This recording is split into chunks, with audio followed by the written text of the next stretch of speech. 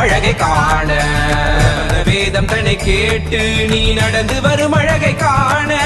பிரபந்த வேதம் தன்னை கேட்டு நீ நடந்து வரும் அழகை காண என்ன தவம் செய்தனோ வரதா என்ன தவம் செய்தனோ